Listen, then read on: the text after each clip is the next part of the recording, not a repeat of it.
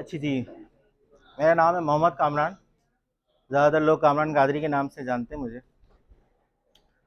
Right now मैं head of product development हूँ simply add में। सिम्पली एड बेसिकली एक स्कूल मैनेजमेंट और लर्निंग मैनेजमेंट प्रोडक्ट है।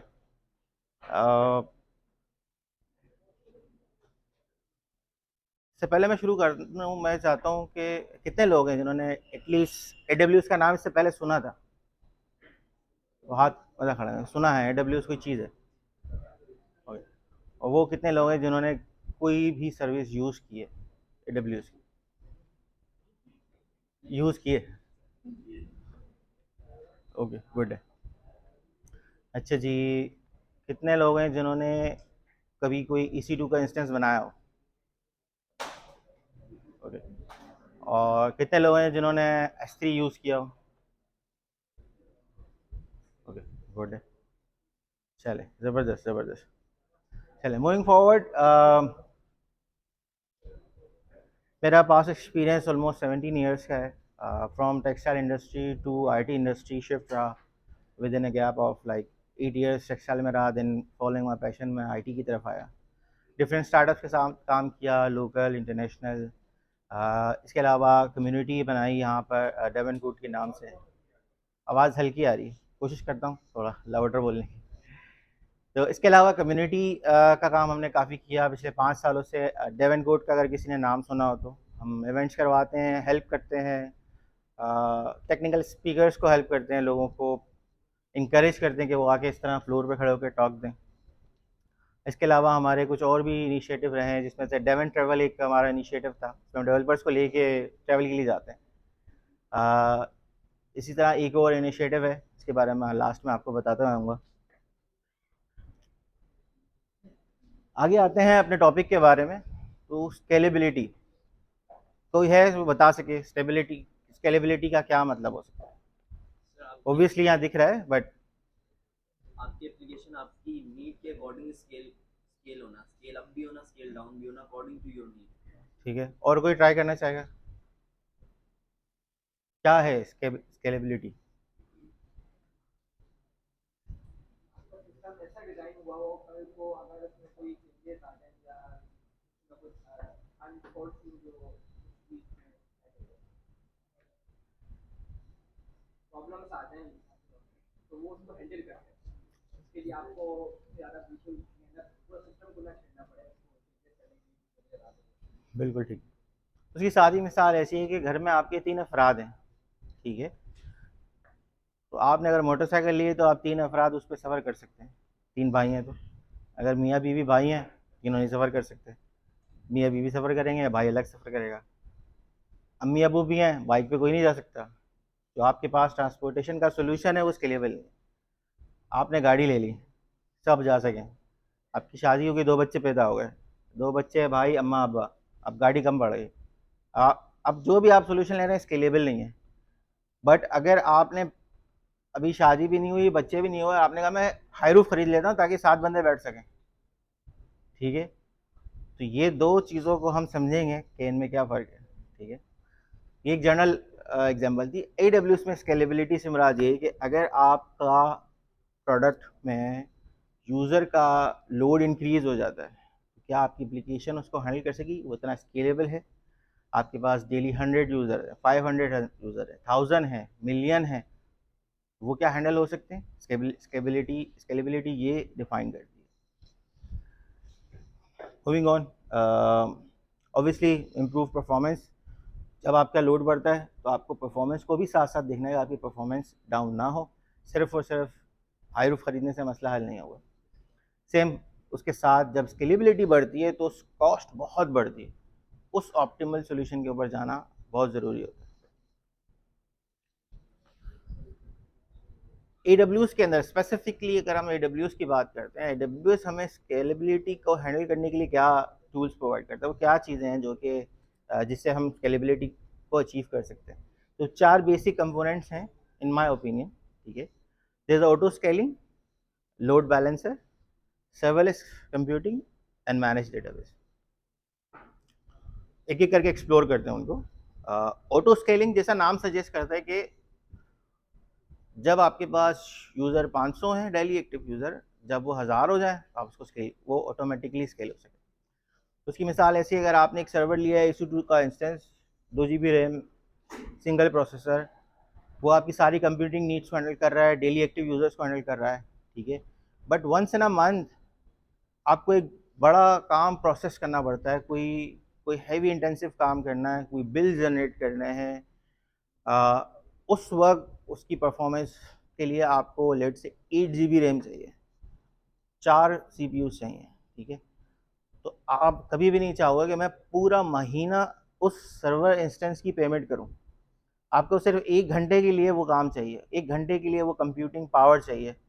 तो आप चाहोगे कि मुझे बस उस 1 घंटे के लिए पैसे पेमेंट करनी पड़े, लेकिन पूरे महीने के लिए जब मेरा लोड कम है कोई, तो उसको ऑटो स्केलेबिलिटी इस चीज़ को डिफाइन करता है, आपको वो फीचर देता है कि जब आपका लोड इंक्रीज हो जाए तब वो इंस्टेंसेस को बढ़ा दे।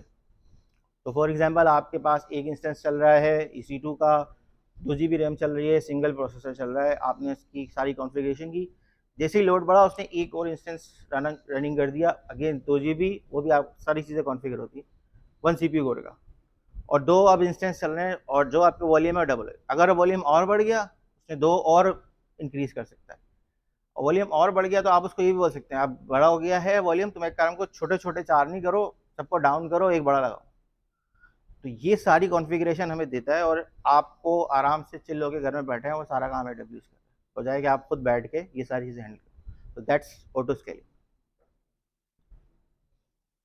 लोड बैलेंसर ये एक बहुत की कंपोनेंट है इस पूरी स्केलेबिलिटी के अंदर, ठीक है। हम चाहे 10 सर्वर खड़े कर दें, अगर सारा लोड, सारा ट्रैफिक एक ही सर्वर के ऊपर जा रहा होगा तो बाकी किसी काम के नहीं है, ठीक है। तो हमें लोड को बैलेंस करना है कि जितने भी इंस्टेंसेस है सब पे लोड जा रहा हो, ठीक है। तो उसके डिफरेंट स्ट्रैटेजीज हैं, राउंड रॉबिन है, आप अल्टरनेटिवली ट्रैफिक दे सकते हैं लोड को देखते हुए कि किस सर्वर में कितना लोड है, बाकी ट्रैफिक उसके ऊपर जाए, या बस रैंडमली घूमता रहे, एक उसको मिले, एक उसको मिले, एक उसको, सारी कॉन्फ़िगरेशन है जो आप कर सकते हैं। और ये इजीली आपको टूल प्रोवाइड करता है AWS इलास्टिक लोड बैलेंसिंग के अंदर। जैसे ही इंस्टेंस इंक्रीज हुए, आपकी जो लोड बैलेंसिंग की स्ट्रैटेजी है वो अप्लाई हो जाएगी। बड़ा सर्वर है उसके ऊपर ज़्यादा लोड जाएगा, छोटा सर्वर है उसके ऊपर कम लोड जाएगा, और आपका ट्रैफिक हैंडल होता रहेगा। इस तरह अगर आप माइक्रो सर्विस आर्किटेक्चर पे चल रहे हैं तो आपको पता है मेरी स्ट्रीमिंग सर्विस अलग है और ऑथ की सर्विस अलग है। ऑथ की सर्विस ने बस लॉगिन होना है, उसके बाद चले जाना है, उसके बाद जो है वो PSL का मैच चल रहा है, उस सर्विस को जो स्ट्रीम कर रही है उसको स्केल होना है, तो सिर्फ उस सर्विस को स्केल करे, उस सर्विस के मल्टीपल इंस्टेंसेस क्रिएट करे और वहाँ लोड बैलेंसिंग करे, ऑथ को छोड़ दे और अपनी जगह चलता रहे। इसी तरीके से एप्लीकेशन लोड बैलेंसिंग होती है जिसमें हमारी HTTP रिक्वेस्ट होती हैं, और इसी तरीके से नेटवर्क लोड बैलेंसिंग होती है, जो अगर नेटवर्क आर्किटेक्चर आपने पढ़ा और जो लेयर 4 की कम्युनिकेशन हो रही होती है, जो आपकी IoT की कम्युनिकेशन वगैरह हो रही होती हैं, वो जो है डिफरेंट पोर्ट्स के ऊपर हो रही है। AWS वो भी प्रोवाइड करता है कि आप उस लोड को भी बैलेंस कर सकते हैं। थर्ड कंप्यूटर, ये सबसे इंटरेस्टिंग है, सर्वरलेस कंप्यूटिंग। ये जब इंट्रोड्यूस हुआ था आई थिंक शायद 6 या 7 साल पहले, हमने तब इस पर काम करना शुरू किया था। तब से अब तक इसको बनाना बड़ा मुश्किल है। AWS की खुद की अपनी जो टूलिंग इतनी अच्छी नहीं है, बट जो कम्युनिटी के फ्रेमवर्क है बहुत अच्छे हैं। जो सर्वरलेस फ्रेमवर्क है वो आपको बड़ा आसानी से पूरी एप्लीकेशन बनाने को देता है। तो सर्वरलेस बेसिकली है क्या, वैसे पता है किसी को सर्वरलेस क्या होता है? कोई जिसमें आप सर्वर कॉन्फ़िगरेशन आप स्टार्ट में उसको कॉन्फ़िगर नहीं करते कि मुझे इतनी रैम चाहिए, मुझे इतनी रोम चाहिए। सर बैकएंड पे ऑब्वियसली आपके पास सर्वर लेस नहीं चल रहा होता आर्किटेक्चर, ठीक है, लेकिन वो एज अ यूजर आपके लिए सर्वर लेस है, क्योंकि आप उसमें कॉन्फ़िगर नहीं कर रहे कि मुझे इतनी रैम चाहिए, मुझे इतनी अपने सिस्टम के लिए रोम चाहिए। इससे बेहतर हो सकती है डिस्क्रिप्शन अगर कोई ट्राई करना चाहे जी।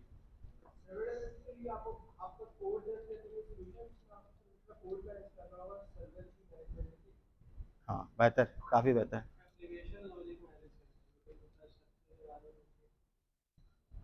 बेहतर, काफ़ी क्लोजली उन्होंने बताया। तो serverless computing is just a function जो कि आप उसको देते हैं और उसका काम है रन करना, दैट्स इट। उसमें कोई सर्वर का मैनेजमेंट, उसकी कॉन्फ़िगरेशन, उसकी स्केलेबिलिटी, वो सब कुछ AWS संभालता है, या दीगर सर्विसेज भी देती है। तो जो भी सर्वरलेस इंफ्रास्ट्रक्चर सर्विस दे रहा है वो सब हैंडल करता है, आप उसको सिर्फ फंक्शन दे देते हैं। और जस्ट फंक्शन देते हैं। बट जब आप एप्लीकेशन बनाते हैं तो आप एक फंक्शन नहीं लिखते, आप पूरी लॉजिक लिखते हैं, आपकी बिजनेस लॉजिक होती है। तो दैट्स वाई फिर जो है हम एक फ्रेमवर्क्स को यूज़ करते हैं जो हमें हेल्प आउट करते हैं सारी चीज़ें। लेट्स से आपके पास 10,000 यूज़र्स हैं और आपने 10,000 यूज़र्स को ईमेल भेजनी है, ठीक है, और अब आप बहुत छोटा सा काम है, ठीक है, ना आप माइक्रो सर्विस आर्किटेक्चर पे जाना चाह रहे हैं, ना इंफ्रास्ट्रक्चर को संभालना चाह रहे हैं अपने आर्किटेक्चर को, आप बोले यार ये ईमेल का एक छोटा सा काम है, अब मैं इतनी पखड़ाट क्यों पालूँ, मैं एक डेवलप्स इंजीनियर रखूँ जो कि मुझे सब कुछ मैनेज करके दे। तो आप सिंपल सोल्यूशन है, आप सर्वलेस को यूज़ कर सकते हैं, एक फंक्शन बनाया आपने और उसको डिप्लॉय कर दिया, आपके सिस्टम से उसको इंटीग्रेट होने की ज़रूरत नहीं है, वो सेपरेट चल सकता है, और आपने सिर्फ और सिर्फ उस 10,000 बार जो इन्वोक होगा फंक्शन उसकी पेमेंट करनी, और वो 1 मिलियन फ्री है, उसके बाद पेमेंट लगती है, जो कि बहुत मायने। तो स्केलेबिलिटी में बहुत बड़ा रोल प्ले करता है। आप लोगों ने सुन रखा होगा माइक्रो सर्विस आर्किटेक्चर या मोनोलिथिक आर्किटेक्चर, और इसी बहस को कई मरतबा पढ़ा भी होगा और करी भी होगी और सुनी भी होगी, ये होना चाहिए, ये होना चाहिए। बट रियल लाइफ ये है कि हाइब्रिड होता है, ना मोनोलिथिक होता है ना माइक्रो सर्विस होता है, हाइब्रिड होता है। आपके पास एक चंक ऑफ कोड मोनोलिथिक में पड़ा होगा, आपकी 2-4 सर्विसेज पड़ी हुई होंगी, माइक्रो सर्विस बनी होंगी, आप AWS लैम्बडा भी यूज़ कर रहे होंगे, सब कुछ चल रहा होगा। जो प्रॉब्लम आ रही है उसका जो ऑप्टिमल सोल्यूशन है वो यूज़ कर रहे होंगे, ठीक है। तो जैसे मैं एग्जाम बताया, मोनोलिथिक पूरा सर्वर चल रहा है, आपने सिर्फ ईमेल का कंपोनेंट उठाया, सर्वलेस में डाल दिया, और वो स्केलेबिलिटी उसकी खुद हैंडल कर रहा है। कल को 10,000 की जगह 1,00,000 यूज़र हो गए, AWS खुद हैंडल करेगा, आपको उसको मैनेज नहीं करना, उसकी लोड बैलेंसिंग नहीं करनी, उसकी स्केलिंग नहीं देखनी, ना उसको मैनेज करना है, ना कॉन्फ़िगरेशन, ना सोचनी कि मुझे कितनी जीबी की रैम और कितना CPU लगाना है, सारा काम करेगा। आपने एक पीछे बात की AWS फ्रेमवर्क की, जी तो आप बता रहे थे कि जिस फ्रेमवर्क को यूज़ करते हैं उसको यूज़ करते हैं, बिल्कुल। आप नाम लगा सकते हैं। फ्रेमवर्क का नाम भी सर्वलेस फ्रेमवर्क ही है, अगर आप सर्च करेंगे तो सबसे पहला फ्रेम, और भी है, सबसे पहला फ्रेमवर्क यही था, सर्वलेस फ्रेमवर्क, तो आज भी सबसे मेच्योर वही है। वो क्या प्रोवाइड करते हैं सर? तो वो आपको पूरी एक CLI टूल देगा, आप उससे पूरा प्रोजेक्ट, जैसे अगर Node.js का आपने Nest.js सुना हो, या जैसे एक्सप्रेस को आपने खुद इन्वोक करना है, जनरेटर्स हैं लेकिन एक्सप्रेस की अपनी कोई CLI नहीं है, ठीक है, जिससे आप काम कर सकें, और जैसा चाहे इंफ्रास्ट्रक्चर उसमें आर्किटेक्चर क्रिएट करें। Nest.js आपको एक टूलिंग देता है, आपको एक ओपिनियटेड फ्रेमवर्क देता है, तो सेम इसी तरीके से सर्वलेस आपको एक ओपिनियटेड फ्रेमवर्क देता है, आपको तरीका बताएगा, आपने ऐसे फंक्शन बनाना है, ऐसे कोड को शेयर करना है, और इस तरह से डिप्लॉय भी करना है, वो आपको डिप्लॉय भी कर देगा। तो आपको ऐसा नहीं है, अगर आपने 100 फंक्शन बनाया तो अब आपने एक 100 फंक्शन को जाके AWS कंसोल पे डिप्लॉय करना है या उनका CLI यूज़ करना है। सर्वलेस फ्रेमवर्क डिप्लॉय भी आपको बहुत आसानी से करके, आगे बढ़ते हैं। लास्ट भी जो सबसे क्रिटिकल है, लेकिन टू बी ऑनेस्ट मैं आपको एक बात बताऊं, मेरे अपने एक्सपीरियंस में हम सब सोचते हैं कि ये डेटाबेस जो है ना, किसी भी एप्लीकेशन की बैकबोन है, उसको स्केलेबल होना चाहिए, और सही चुनना है, नो सीक्वल लेना है, सीक्वल लेना है, कौन सी सर्विस लेनी है। टू बी ऑनेस्ट, ये सब चीज़ें मैटर तब करती हैं जब आप उस स्केल पे पहुंचते हैं, जब वो प्रॉब्लम क्रिएट होती है, ठीक है। हम प्रॉब्लम को क्रिएट होने से पहले सॉल्व करने जाते हैं।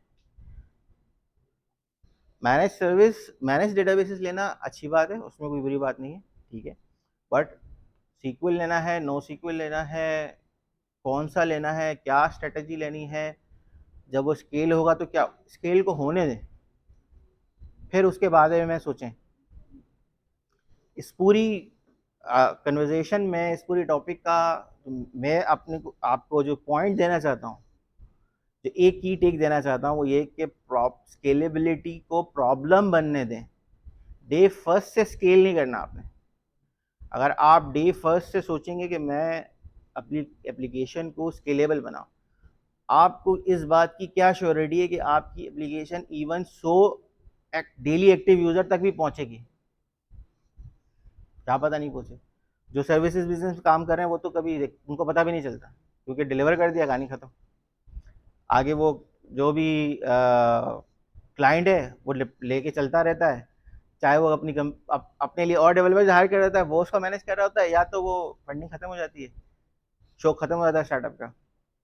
हम कभी नहीं देख पाते कि हमारा प्रोजेक्ट ने क्या किया, बट हम डेवलप करते हुए इतना सोच रहे होते हैं। उसको सिंपलेस्ट रखना बहुत ज़रूरी है, ठीक है। लेकिन मैनेज डेटाबेस लेना क्यों ज़रूरी है, इस पर मैं एम्फेसाइज करूँगा। आप बहुत आसानी से EC2 के ऊपर MongoDB इंस्टॉल कर सकते हैं, MySQL इंस्टॉल कर सकते हैं, उसी इंस्टेंस के अंदर डेटाबेस भी पड़ा हुआ है, उसी इंस्टेंस के अंदर आपका सर्वर भी चल रहा है, सब कुछ ठीक। बट ऐसा नहीं होना चाहिए, ठीक है। डेटाबेस को हैंडल करना इटसेल्फ एक जॉब है जो डेटाबेस एडमिनिस्ट्रेटर्स किया करते थे पुराने ज़माने में, SQL ओरेकल के ज़माने में और माइक्रोसॉफ्ट एसक्यूएल सर्वर के ज़माने में। बट अब बहुत आसान हो गई है, ठीक है। लेकिन मैनेज होना बहुत ज़रूरी है, क्योंकि वो आपका डेटा है। अगर किसी भी वजह से EC2 में कोई भी प्रॉब्लम हुई, आपका डेटा चले जाएगा। तो पहली चीज़ इंपॉर्टेंट ये कि जो भी आपका सर्वर है वो स्टेटलेस होना चाहिए, ना सिर्फ डेटाबेस उसमें हो बल्कि आपकी स्टोरेज भी उसमें नहीं होनी चाहिए, ताकि सर्वर क्रैश हो, हैक हो, डिलीट हो, आपने गलती से टर्मिनेट पे बटन दबा दिया तो आपकी कोई भी स्टोरेज उसमें नहीं होनी चाहिए। सेकंड जो है, मैनेज लेने से आपको इस बात की टेंशन नहीं है कि उसकी वो अप टाइम रहेगा नहीं रहेगा, मैं सही अपग्रेडेड वर्जन यूज़ कर रहा हूँ नहीं कर रहा हूँ। आपने MongoDB को वर्जन इंस्टॉल किया, कोई वनरेबिलिटी उसमें आ गई, उन्होंने सिक्योरिटी पैच निकाला, आपको पता नहीं है, आपने अपडेट नहीं किया और आप ही हैक हो गए। जी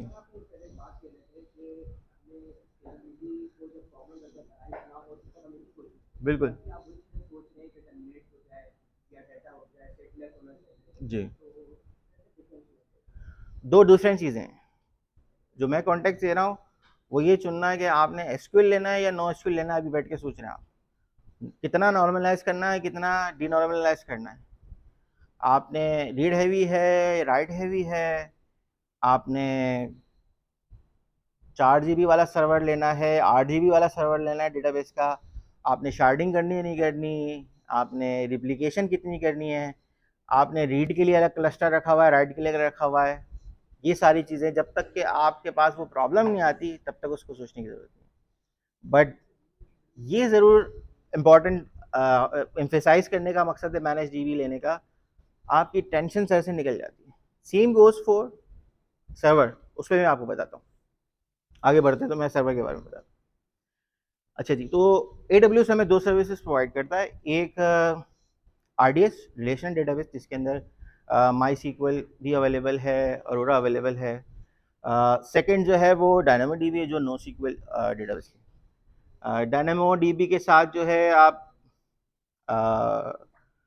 जो नॉर्मल आप जैसे MongoDB की तरह यूज़ करते हैं वो आप यूज़ कर सकते हैं। अगेन फुल्ली मैनेज है, ना आपको इंस्टॉल करना है ना वर्जन को मैनेज करना है, और जब स्केल करना हुआ भी आपको तो आप इसको इजीली स्केल कर सकते हैं। सर आप MongoDB कर रहे हैं तो आप MongoDB का अपना भी सर्विस है mongodb.com एटलास की जो है, वो भी बेसिकली इंस्टॉल AWS के ऊपर करता है या गूगल, जो भी आप अपना इंफ्रास्ट्रक्चर यूज़ करते हैं, बट वो मैनेज होता है उनके एडमिनिस्ट्रेटर्स के साथ, तो उसको लेटेस्ट वर्जन के ऊपर रखना, ठीक है, वो सारे काम उनके होते हैं, ठीक है। आपको मैनेज नहीं करना पड़ेगा, जो आपका सर्वर है वो स्टेटलेस होना चाहिए, ठीक है। स्केलेबिलिटी में कुछ बेस्ट प्रैक्टिसेस हैं, अगेन जब स्केलेबिलिटी आती है। दूसरा पॉइंट जो मैंने अभी छोड़ा मैं बताता हूँ। सब ने EC2 का ना, मुझे काफ़ी लोगों ने हाथ उठाया। लाइट सेल के बारे में किसने सुना है? कम है, EC2 के मुकाबले में कम है, बिकॉज EC2 बहुत ज़्यादा फेमस, बहुत पुराना है, ठीक है, और कंपैरेटिवली लाइट सेल नया है।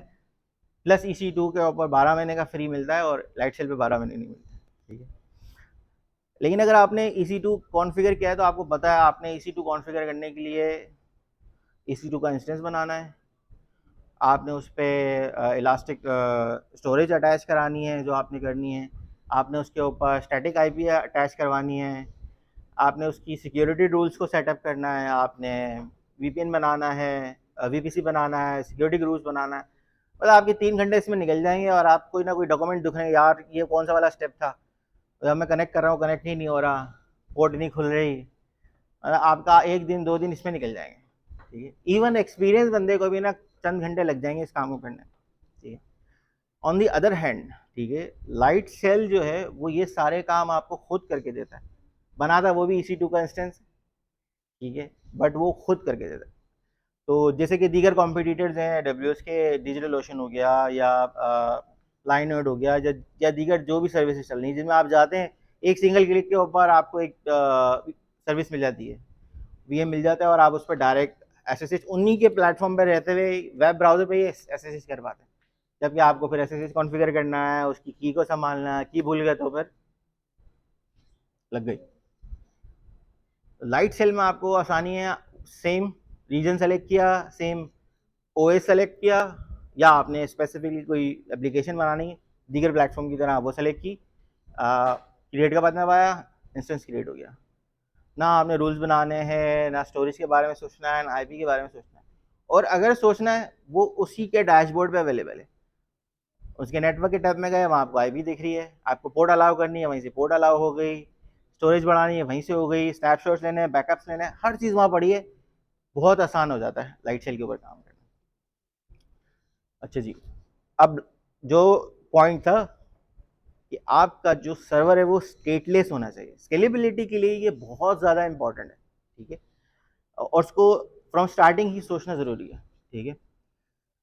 लेट्स से आपके पास लोड इंक्रीज होता है, ठीक है, अब आपके लिए प्रॉब्लम क्रिएट होगी कि दो सर्वर्स हैं, स्टोरेज यहाँ पर मैंने ले ली, फाइलें यहाँ पर मैं अपलोड कर रहा हूँ S3 की जगह पर। स्टार्टिंग में लोग करते हैं, जब आपने ये काम किया तो वो फाइल्स इस सर्वर को नहीं मिलेंगी, ठीक है। अगर आपने कैश यूज़ किया तो वो वहाँ पड़ा हुआ है, वो यहाँ नहीं पड़ा हुआ, और अगर वो रीस्टार्ट हुआ तो अगेन आप लूज कर जाते हैं, ठीक है।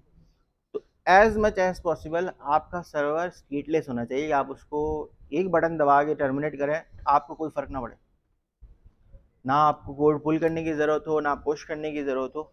ये स्ट्रेटेजी बहुत ज़रूरी है, ये बिल्डिंग ब्लॉक, ये स्केलेबिलिटी के लिए भी इम्पॉर्टेंट है और मेंटेनेबिलिटी के लिए भी इम्पॉर्टेंट है, ठीक है। आप बहुत इजीली अपना सर्वर को रन कर सकते हैं, मेंटेन कर सकते हैं, और जब स्केल करने की बारी आएगी तो आप स्केल कर सकते हैं। इतना सोचना बहुत ज़रूरी है, बिल्कुल बेयर बोन पे नहीं जाना। EC2 को ले रहे हैं और उसके ऊपर आप सारा काम खुद कर रहे हैं, ठीक है।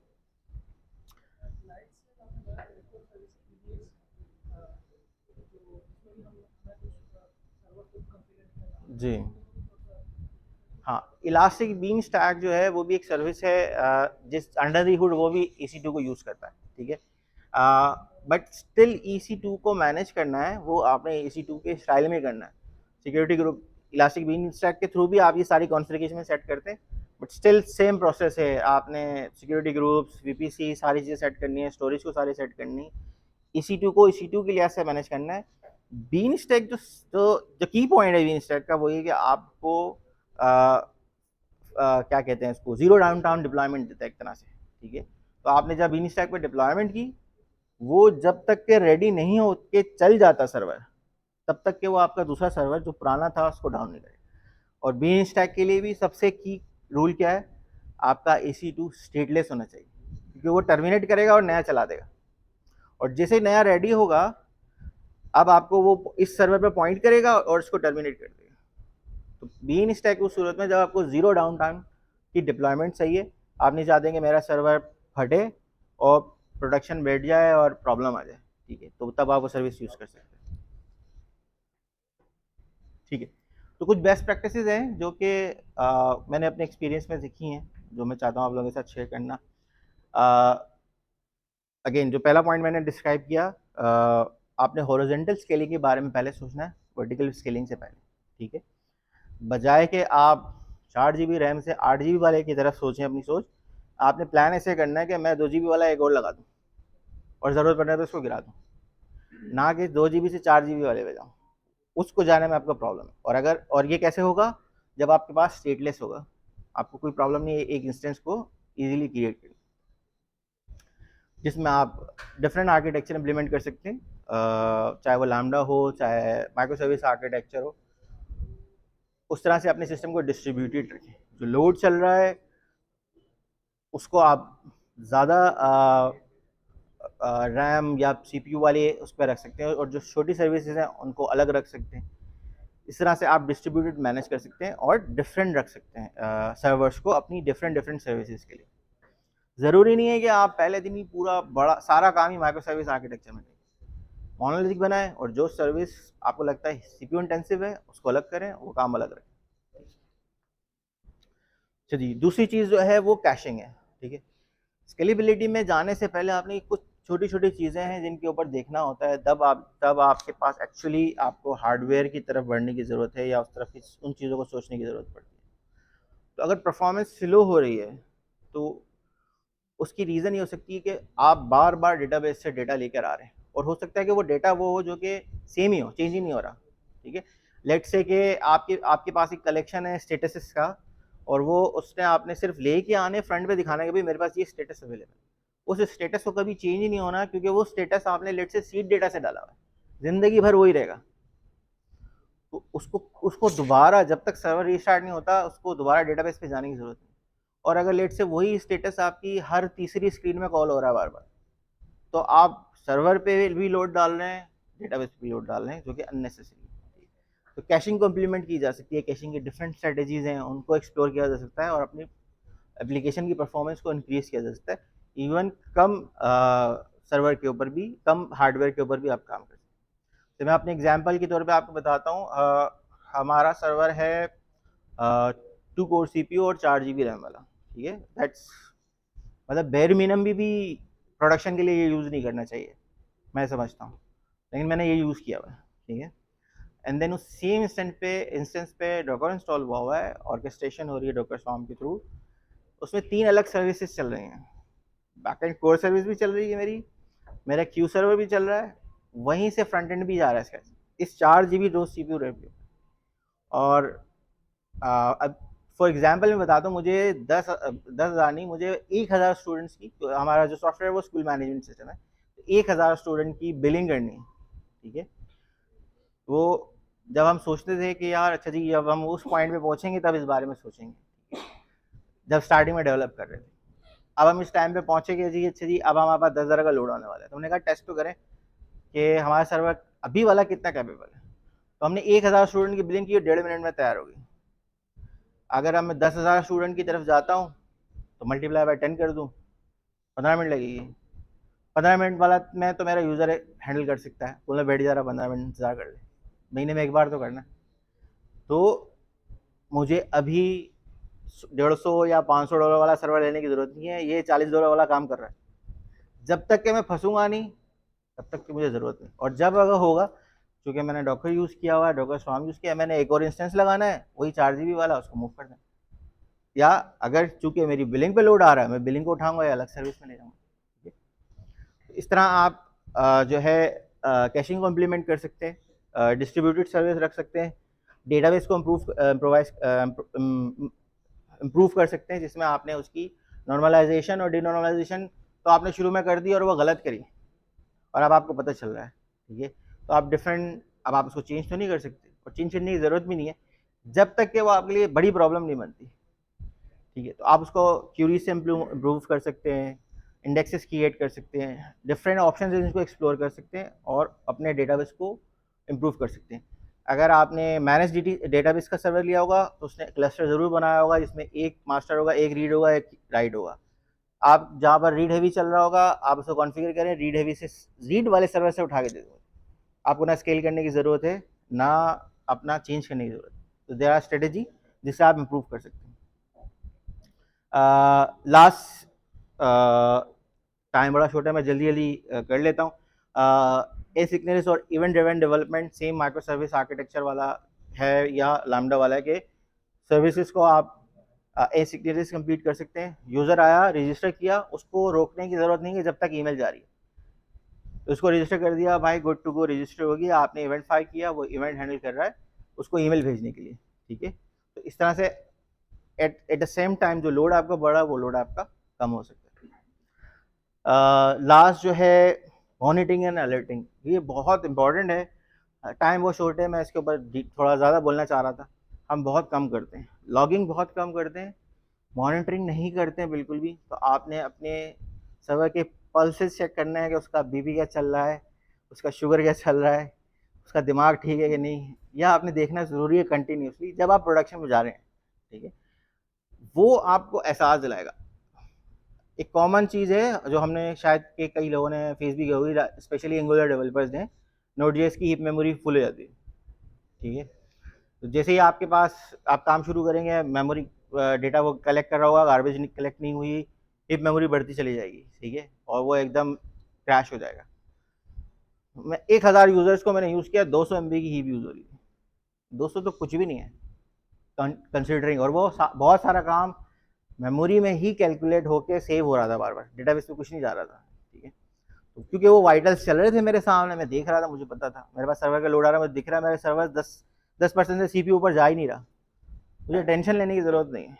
ये वाइटल्स हैं जो आपने रखने, और इसी तरीके से अलर्ट्स लगाना है। अगर CPU 50+ मारा है, आपको अलर्ट आनी है भाई 50+ क्यों मारा है, और उस इवेंट को ट्रेस करने की, और इवेंट को ट्रेस ऐसे करेंगे, आपके पास लॉग्स होंगे, वो टाइम का आपके पास टाइम स्टैम्प आया, उस टाइम स्टैम्प पे आप लॉग देखेंगे भाई कौन सा URL हिट हुआ था, मैंने क्या डेटा सीव कराया था, कौन सी API थी, उसको इम्प्रूव कर सकते हैं, उसको ऑप्टिमाइज कर सकते हैं, ताकि आपके सर्वर पे जो ये स्पाइक आया वो ना आए। लास्टली जो एक और इनिशिएटिव था जिसके बारे में बताना चाह रहा था, वो है बुकनेस्ट का। तो बहुत कुछ है स्केलेबिलिटी से रिलेटेड, आर्किटेक्चर से रिलेटेड, AWS से रिलेटेड, जो कि इन टॉक्स में नहीं हो सकता कवर।